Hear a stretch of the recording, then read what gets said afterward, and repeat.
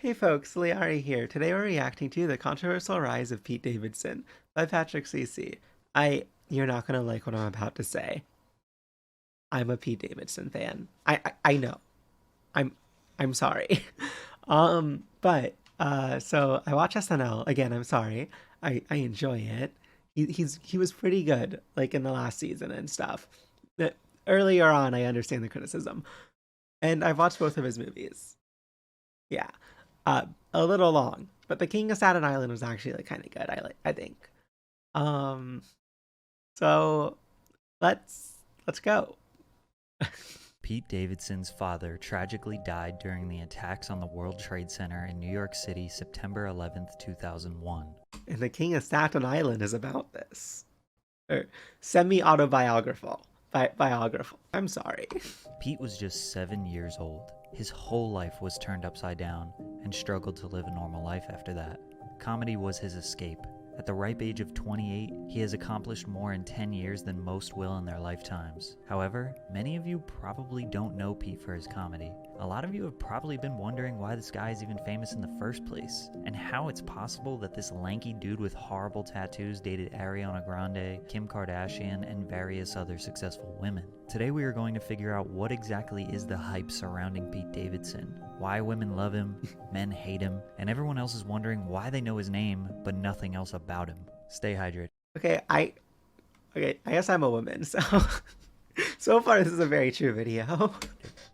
This is Ladder 118, a fire truck crossing the Brooklyn Bridge towards the two burning towers, not knowing this will be their last run. 6 men were inside. One of them was Scott Davidson, a Staten Island native, father of 2 children, Casey and Peter.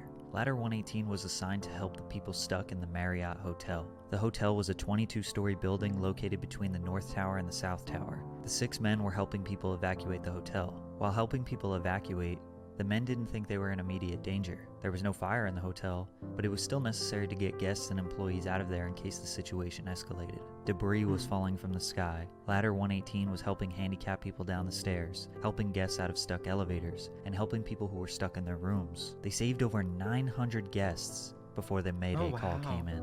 As the towers came down, people ran in all directions. Scott Davidson and his 5 men didn't run. They guided people in the direction to escape. They knew what their fate would be, but chose to help others instead of themselves. They died as American heroes.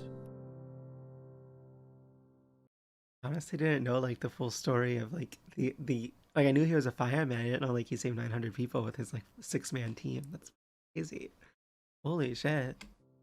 Pete was just 7 years old when he had to deal with the trauma of losing his father. As sad as it is, this is probably the reason behind his successful career. Kids didn't feel bad for him. They weaponized it against him. And here's how shitty Staten Island kids are. Yeah. I still got picked on. Like the True. next day. And they knew. Yeah. Did they pick on you with that? No. Oh, But just just still mean, just still like, fuck this kid. By the time Pete was 9 years old, he was bald, from ripping his hair out in pure anger, rage, and depression due to the loss of his father. As a result, he acted out in school a lot, talked back to teachers, and tried to make people laugh. He was a class clown, but not the one that people admired. He was laughed at.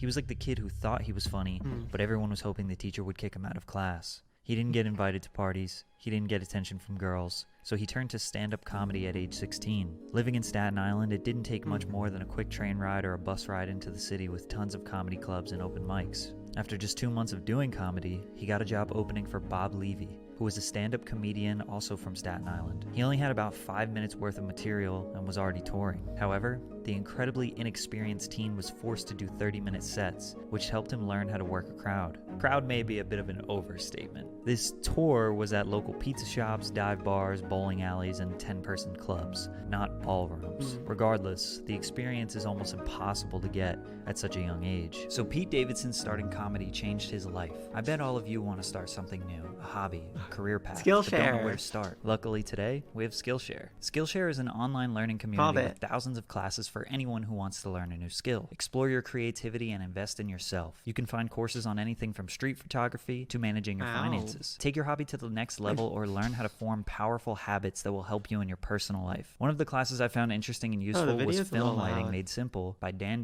Liu, an Emmy award-winning filmmaker. You know, filming myself at this seat is what I do for a living, so...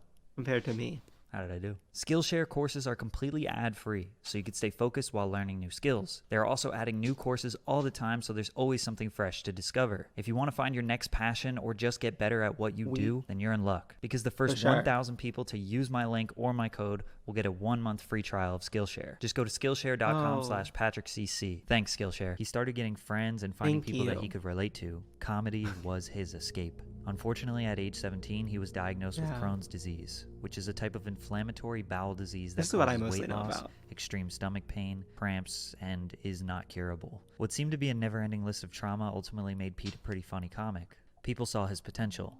One of these people was Nick Cannon. Nick became Pete's manager of some sorts and got him opportunities to perform at clubs in front of larger, more engaged audiences. He moved to Brooklyn Heights, went to St. Francis College, but spent all of his time working on comedy. Very quickly, his agent got him a consistent TV role on MTV's Guy Code in late 2012. He decided to drop out of school and dedicate all of his time to this show to see if it will amount to anything. Guy Code Season 3 premiered January 15th, 2013. It was an MTV show where celebrities and comedians would tell stories about the unwritten code of conduct between straight men. Episode 3 would be Pete's television debut in a horrifying purple v-neck. Buddy is dressed for a Chris Angel live show. He was a regular on Guy Code for Seasons 3 and 4. Purple v-necks the show is, it really helped the comedy scene a lot. Tons of now famous comedians got their first exposure through this show. He had a few other MTV appearances on Failosophy and Brooklyn Nine-Nine, as well as becoming a regular on Nick Cannon's Wild 'N Out for Seasons 5 and 6. 2013 was a huge year for him considering he was only 19, fresh out of college, and on like 4 different TV shows. Constantly being surrounded by celebrities and comedians, Pete met Amy Schumer and they hit it off. Amy Schumer was absolutely exploding in her career at the time. She offered him a small role in her film Trainwreck that was in production. Bill Hader, co-star of Trainwreck and regular on Saturday Night Live, saw the potential of Pete. He put in the good word at SNL so Pete could audition for the show. Opportunities were... For Amy Schumer. Sorry. Oh my god, I can't be too hated. Listen, I'm not an Amy Schumer fan, but that's one of her good movies. John Cena's really funny in it.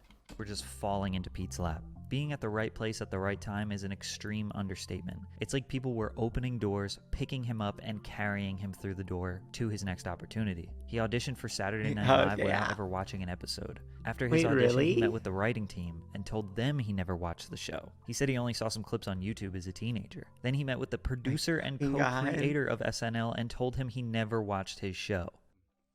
I got a call again to meet with the writers. They might want to make you a writer. Yeah.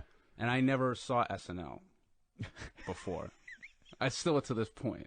You still haven't watched it. Now I get into, now I know it, but I never from the inside. But before I got the show, I didn't know about it. They still gave him the job. Okay, I get why people hate him. I thought I'm sure he's gonna get into this, but he's known for being very buddy with Lauren and stuff. And it's crazy how much Pete Davidson is in some ways incredibly unlucky, but in other ways fortunate. Because he was born in New York and the story that he has allowed him to get a lot of opportunities. Yeah. So he's used his deck of cards really well. And you can also argue that a lot of it is I'm sure he'll get into this. Early on in SNL, he wasn't really known for showing up to everything or working hard, and he is very unique. So kind of does in some way you can see him as a slacker who got by because he's part of it probably he's white and stuff like that. And also he's a New York he's from Staten Island, so this isn't necessarily a pride, but rich boy. So that without the additional context, it can look bad. Yeah, sorry, let's continue. I think it's really interesting. I think Pete Davidson's a really interesting pop culture figure.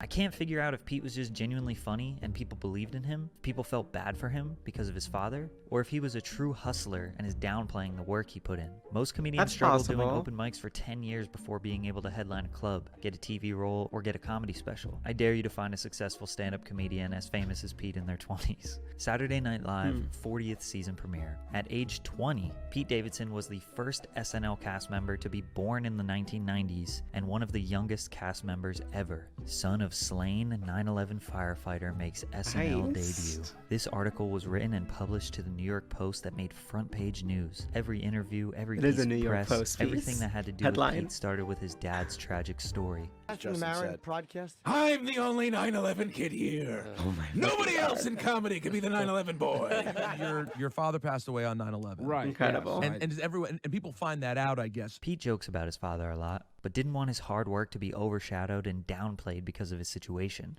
I mean, I'm in the background for 21 episodes, so I'm that guy that when there's a sketch, I come in and I'm like, anybody order pizza? And then Pete was not the new star of SNL, but it was putting him in the pop culture zeitgeist. He was dating Carly Aquilino, who was the new star of MTV's Girl Code. She would be the first of Pete's long history of dating famous women. Are you dating a black woman? no. No, he dates Carly Aquilino. I didn't know that. I'm not in the relationship. That's Angela Yee. She yells at me like a black woman.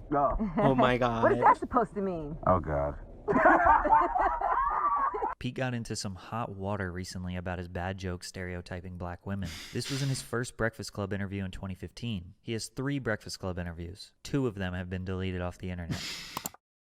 His reaction, uh-oh, shows that he immediately knew the joke didn't land. People were angry at him, perpetuating a stereotype that black women are angry, intimidating, scary, etc. Those defending Pete say, he's a comedian.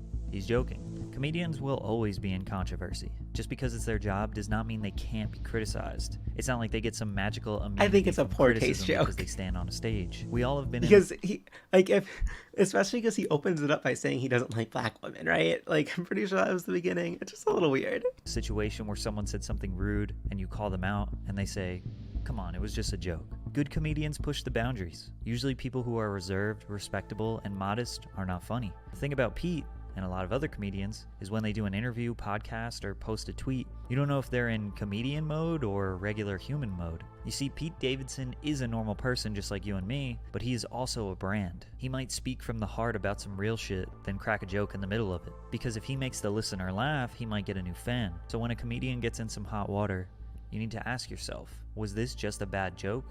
Or is this person telling us how they really feel? Right. Like, in a sense, yeah, sometimes, you just think the bit's funny in the moment and you're not thinking about it too much, right? Like, I get what he's saying, but, I feel like in general, people are overly, and I'm not talking about, the woke Twitter mob who you see trending and canceling people, right? That's, 5,000 tweets. But what I'm talking about is more, average people, I feel like, may overly lean a little bit too much in the direction of, it's just a joke, even if the joke is a little too much. I do think you can make a lot of jokes. It just depends on how you do it. That'd be cool. Now you mentioned rehab a little while ago, and you confirmed that you went to rehab through a joke. Right, yeah. Is there anything that's off limits in comedy when it comes to stuff like that? No, not at all. That's one of the beauties of comedy. It's like music too. You could just heal through pain and stuff. And do you prepare for backlash when you use potentially offensive material in your shit? No, I don't. How do I put this? I'm just very honest, so I understand if you feel a certain type of way. The Comedy Central roast of Justin Bieber, airing to 4.4 million viewers. I think being personal and real about yourself and what you've been through is amazing in comedy. It is a great source of stuff. So yeah, I mean, that's what I thought was going to be about the transition. Is a transition to a question about that. And millions of YouTube views later. This is where I saw Pete Davidson for the first time. I lost my dad on 9/11, and I always regretted growing up without a dad. Until I met your dad, Justin. Now I'm glad mine's dead. Christ. He was easily the least famous person on that panel of A-list celebrities and comedians. People who dislike Pete look at him as an opportunist who tries to get around famous people. But being a comedy writer on Saturday Night Live means every week of your life you're surrounded by the most famous people in pop culture. To them, he was a normal young kid, relaxed, chill. They probably gravitated towards him and made them feel normal. He was friends with and affiliated with super famous people before the masses even knew about him. His first comedy special, SMD, released in 2016. But my dad's initials are SMD. Yeah. That's why we named the special SMD. Yeah, my dad, if you don't know, he was a fireman. He died 9/11. He was a very good Funny. dude. And I have a lot of jokes about it. And if you don't like the first one, you probably won't like the rest. He's broken, but coping with all through comedy. He was dating Cassie David, daughter Oh, of the yeah. legendary comedian and writer Larry David. In very Pete fashion, he didn't know much about Larry. He never watched Curb Your Enthusiasm so or good. Seinfeld, but he developed a good relationship with the comedy icon by dating his daughter. This was his first high-profile relationship. The two related their struggles with anxiety, depression, and love for weed. He got a tattoo of her. In fact, he was getting a lot of bad tattoos. It seemed to be part of his personality. Pete's fame was leveling up to new heights. He was They're now cool. a bigger part of SNL, I mean, they're getting more bad, screen but, time, like, and becoming a go-to for the weekend update it segment fits. of the show. Hello, Pete. Now, you and I are both from Staten Island. Yes. Here with his reaction to Kanye's speech is Pete Davidson. Cassie broke up with Pete. She thought he would be in shambles because of his mental health. Turns out, he was the happiest he had ever been. She wanted him back, but he said no. He texted her finalizing the breakup. He publicly If I remember correctly, like, sorry, like, okay, posted him covering up the tattoos that he had gotten dedicated to her. Cassie was confused. Did this whole relationship mean nothing? Well, turns out Pete had a new girlfriend just days after the breakup, Ariana Grande. okay, this is the most, like, unfair to Cassie David portrayal I've ever seen. Just saying. Sorry, the only thing I know about this is I read like her post about the like because she made like this and he was referenced like there was an image from it in the edits he was making. But there was like this article she made about like the relationship and how Pete Davidson was bad to her. And like I don't remember it well enough to comment on it, but like how it was portrayed in this video is definitely a little uncharitable to her. Oh my god, it's like, bitch, you just got dropped by Ariana. Get it? Like, come on. Ariana is the most streamed female artist in history. She had 141 million Instagram followers in 2018. She was the biggest breakout artist of the past 5 years. After dating for a few weeks, they got engaged. I think we could just get into it. Well, you got engaged to Ariana Grande? Yeah, I did. Yeah, thank you. I did. No, look, I'm totally comfortable being with a successful woman. I think it's dope. I live at her place. Ariana was coming fresh out of a relationship with Mac Miller. By no means was what we had perfect. But Looks like, so fuck, good with things. he was the best person ever, and he didn't deserve the demons he had. I was the glue for such a long time, and I found myself becoming less and less sticky. Pieces just started to float away. Pete seems to have a similar appeal as Mac Miller. White boy with tattoos who appears to be a badass but is kind-hearted and broken on the inside. And oh man, did these two have the most middle school Tumblr love relationship ever. The day I met her, I was like, hey, I'll marry you tomorrow. I sent her a picture of engagement rings. I was like, do you like any of these? She was like, those are my favorite ones. And I was like, sick. The universe works in weird ways, he says. All I know is that I'm the luckiest guy in the world. I respect thought this. you into my life. You know what you dream it would be like? It's better than that. I am but a Pete Davidson update account. Stay tuned for This is more. so cute. They continued to post cringy love quotes that they searched on Pinterest to caption photos of them holding each other. These lovebirds were destined to last a whole 6 months, and that's about how long it lasted. To be fair, the tragic passing of Mac Miller is why they broke up, which I'm sure was traumatic for Ariana. However, her new single, Thank You Next, which was an anthem dedicated to her exes, broke the YouTube record for the most views in 24 hours at 51 million views, and landed her a cool 7 weeks at the #1 spot on the Billboard Hot 100. So I'm sure that helped her get over it. But it helped Pete's... Okay, but to be fair, Thank You Next is literally about how Pete Davidson was like cool. It just wasn't, you know. I'm pretty sure, like if I remember correctly, the song was about how like she has to move on and shit and like go next. Sorry, no, in a more serious way. The whole thing he mentioned about how it was a relationship after Mac Miller's tragic passing,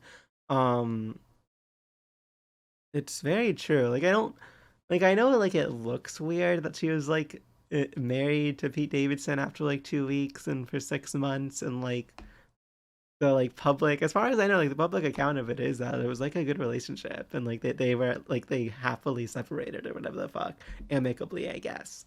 Happily might be a little strong, and I think like that's like possible, like it, at least in the sense of like I think it's okay to like have like this really like emotional and like Tumblr-y cute relationship if like it fits you at the time, especially after something tragic. Like, and of course, like for super rich and famous people like Ariana Grande, like it's a little different, but probably like easier. But yeah, to have like that kind of relationship and like be able to support it. I don't know what I'm really saying here. Anyways, let's continue. Fame even more. He went from a C-list celebrity on SNL sometimes to a full-blown A-list celebrity and a new star of the show. He became too famous for social media. Death threats from unrealistically angry Ariana stans. He literally deleted all social media in 2018 after the breakup and basically has been offline since then. However, Ariana exposed him to the world for having something that was very desirable. I only mention this because Pete is famous for, and in this order, 1, dating Ariana, 2, dad dying in 9/11, and now 3, having a big dick. These three things would allow Pete to go on an absolute tirade of dating every girl in Hollywood with millions of followers. Kate Beckinsale, who is 20 years older than him, Margaret Qualley, actress, Kaya Gerber, model. He was also getting a ton of work in the industry. Set It Up, What Men Want, Big Time Adolescence, The Dirt, Angry Birds, cute. The Jesus Roles. Big Time Pete Adolescence. couldn't stop getting girls, movie roles, and tattoos. But the lifestyle couldn't be sustained. He checked himself into rehab in the beginning of 2020. What does cutting look like?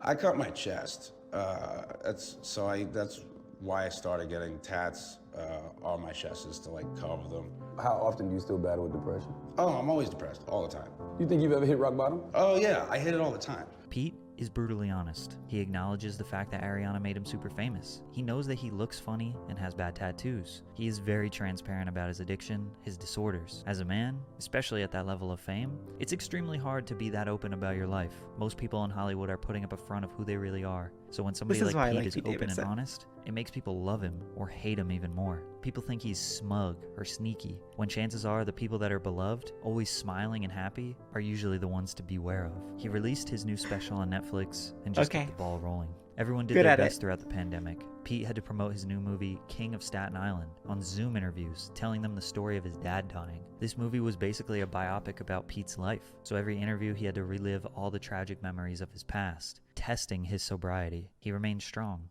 Rehab really changed his life.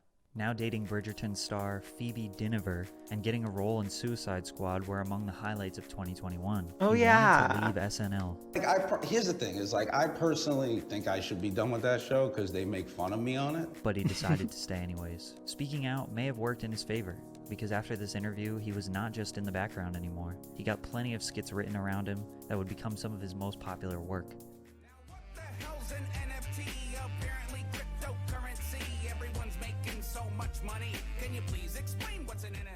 Pete was now a few years removed from... What I'll say is, like, as somebody like actually watched SNL during this era, I think like Pete Davidson's performances got better. Like he actually how Patrick portrays it is that it was more like SNL not using him. My understanding is it's kind of like there's issues on both ends of the relationship. But yeah, let's continue.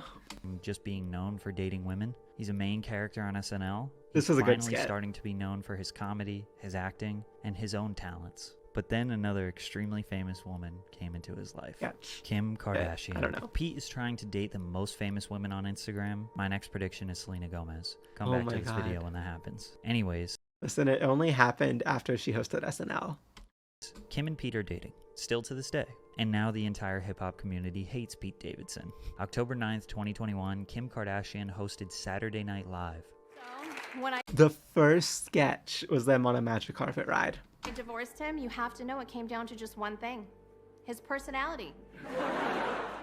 After throwing shade at her it was actually pretty good. This is the first sketch. She raised the bar and planted her lips on Pete's for a skit. They both liked it. After Kim's appearance, they started getting spotted in public together, holding hands and going on dates. Pete meeting his first girlfriend. Okay, there's also the Chad sketch, which, for folks who don't know, is basically just Pete Davidson being like an aloof Chad named Chad, and a girl crushing on him really hard. And the girl was Kim Kardashian. So, it's an interesting episode in retrospect. girlfriend on Guy Code, then second girlfriend on SNL, and now third on SNL, indicates he may have a little strategy going here. Kanye was not He's happy funny. with this. He was very public about the state of his marriage with Kim, stating that they were not divorced yet. You know, they SNL making my wife say I divorced him on TV because they just wanted to get that bar off, and I ain't never even seen the papers. We not even divorced. Kim wasn't letting him see his kids, and that Kim's PR team was working against Kanye to make him look like a bad father. Kanye wanted TikTok to remove his daughter's account because Kim was allowing her to post while being under the age of 13. He was adamant about bringing his family together and that he would do anything to repair the damage. All I think about every day is how I get my family back together and how I heal the pain that I've caused. I take accountability for my actions. But Kim is officially in a relationship. I will say I don't like this portrayal because, okay, I am not a Kanye fan currently. I used to be a Kanye fan. I think how he has handled the situation and especially acted towards his daughters has been very strange and a little self-centered. And that, like, yeah, I don't know, like, there's just, I think it's very strange. Relationship with Pete, and he's even rocking a big ol' hickey on his neck. There was now a war. Kim and Pete are on vacations, going to the movies, making public appearances. Pete is spending time with Kanye's children, while Kim's security is preventing Kanye from seeing his kids. I mean, okay. Let me be clear here. So, this is because, like, Kanye was, like, threatening to, like, like how Kanye was handling the situation was not how you handle getting visitation rights. Like, you don't, like, publicly use, like, your audience on social media to try and harass, like, the other ultra famous celebrity into letting you go over, especially when you're threatening, like, to kill the fucking her boyfriend. Like, yeah, I don't like this.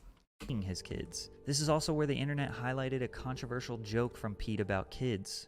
My friend, his son is teething, right?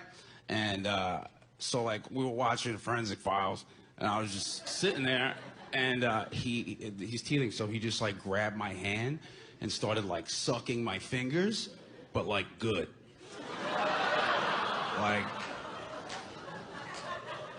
Like I definitely left it in there for a second. You can call Kanye West crazy, but who in the hell would want these two creeps around their children? Starting with Pete Davidson, who is dating Kanye's wife Poor Kim taste Kardashian, joke. who has made jokes about wanting to sexually a baby. Fans can start to feel Kanye's helplessness. He just wants to repair his family, but Kim is doubling down. She's moving on. Kanye starts dating different models. I think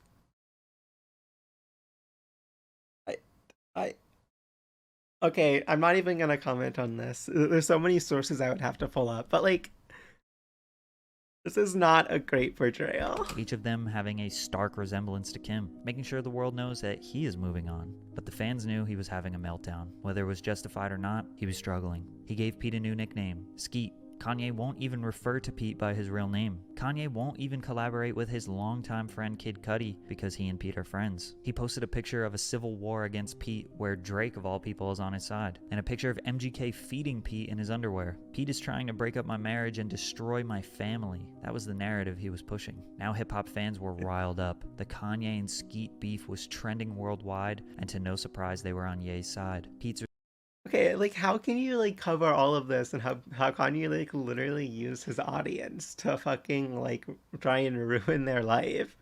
And, like, please note, like, all this shit that he's doing affects the kids. Like, if you care about the children, then don't make it a fucking public feud. Like, it's so... I'm really not a fan. response was a private text to Kanye in which he posted, "I'd never get in the way of your children. It's a promise." How you guys... And, like, what I'll say, like, in fairness, the one thing I'll say is, like, I feel like it's very clear, like, Kanye has said he's not on his, like, bipolar meds and shit. Like, and Kim Kardashian clearly has a network of folks around her who are very intelligent and good at PR images. So I think, like, it's... Kanye is not exactly making it hard for them to work with it, but I do think, like, there's that element to think about.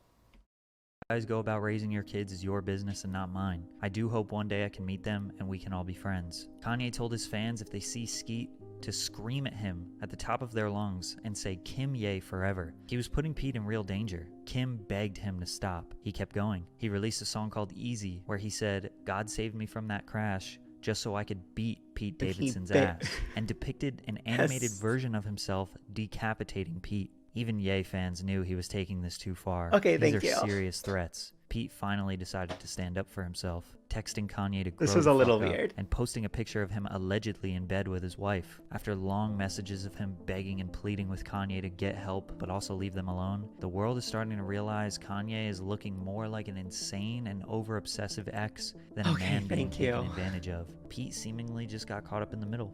It could be his bad boy image, complemented by his extremely sensitive heart. It could be his humor. It could be his brutal honesty in a world full of Hollywood fakes. It could be his emotional damage that powerful women think they can repair. Or he could be merely just a pawn that Hollywood women use for their own personal gain to get their rocks off and get their name in the tabloids, only to toss him into the street when they're done with him. Sure, he's funny. Sure, he's a decent actor. Or maybe you don't think that. Maybe you think he isn't funny, and he has terrible jokes, and he's a terrible actor. But there's no doubt that Pete Davidson's fame There's a and reason. relevance has King of Staten Island's skyrocketed actually good. due to him dating extremely If famous long. women. I mean, there aren't that many left to date. Selena, Taylor Swift, Oprah, the Queen of England. How many people are more famous than Kim and Ariana? Maybe you still think he's just an opportunist who will date anyone to stay relevant. But the reality of the situation is, most guys would do the exact same thing that Pete Davidson is doing if they had the opportunity to.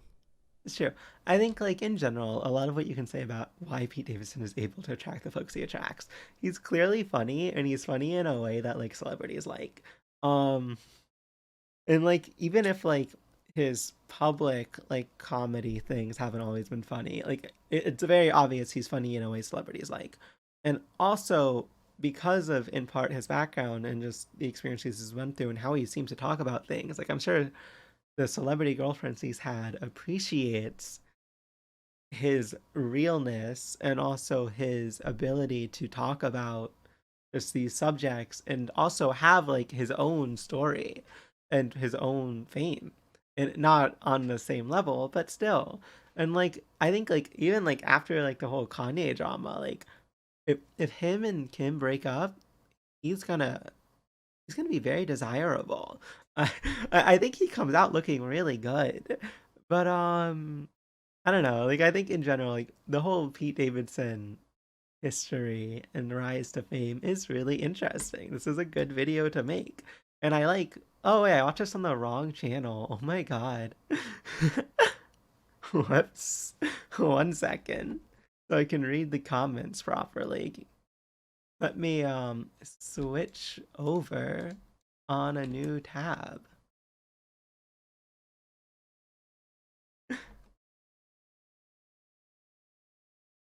All right. I'm a professional. But anyways, so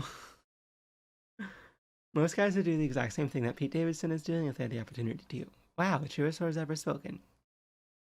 Like, I think, yeah, like a lot of the Pete Davidson story is relatable, I think, if you like tear apart the jealousy.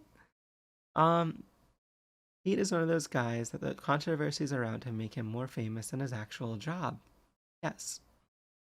What you said in the end is so truthful. Okay. You're so great at narrating and researching. He does do a really good job. Like he clearly finds a wide breadth of information. I think like my little issues with this are mostly because I know too much. He's broken, and also like it's fair to, because I drew a lot of issues with how he was portraying the Kanye Kim thing, but then like he made it okay at the end. Because I think like it's also like personally I thought Kanye was being weird like nearly from the beginning. Like I thought he was a little out of line, but I think he did a good job at both sidesing it in a way where like you can definitely agree with the conclusion he made that Kanye went too far. Damn, Patrick got me having a newfound respect for Pete. Rip his pop that's low-key heavy for a 7-year-old to deal with. It's like your dad died a fucking hero, but he is dead. And how do you deal with those emotions of feeling sad and regretting and like wishing that he didn't do it? But if he didn't do it, then 600 people die. And like, I think it's just one of those things where like as a kid, like you feel selfish or whatever is probably one of the, like there's a lot of feelings you probably feel, but like there's so many ways that emotionally can take you. And it must be so tough. And also, yeah, the Crohn's disease. I'm surprised like this video did not really mention the Crohn's disease much. And I, to be fair, did not mention the like when I was mentioning the SNL bit and how he was like known as like a less of a worker at the beginning. I think part of that was his Crohn's disease. Um Personally, I've always liked Pete Davidson, found him funny. I appreciate the quality and hard work you put into these videos for us to enjoy, especially after getting home from a day of hard work. Thank you, Patrick. You're really branching out in such a great direction. Love your content, bro. I like what his channel is doing. I respect it a lot. Like, even though I don't always agree with 100% of the takes, like, it's cool that he's willing to give his own opinion. And it's cool to comment on it. Alright, as someone who has been doing stand-up comedy for 7+ years, I really love his story. This has a lot of classic elements of why people tend to become comedians. I've over listened to comedy podcasts for hours too, so that says a lot, LMAO. Yeah, exactly. Comedians often have like tragic stories that they draw on. Which, yeah. Anyways, I think that's it. Thank you for watching, folks. I hope you have a great rest of your day. Bye! Hey folks, thank you so much for watching. Remember to like the video, subscribe on YouTube, follow on Twitch, and have a great rest of your day. Bye!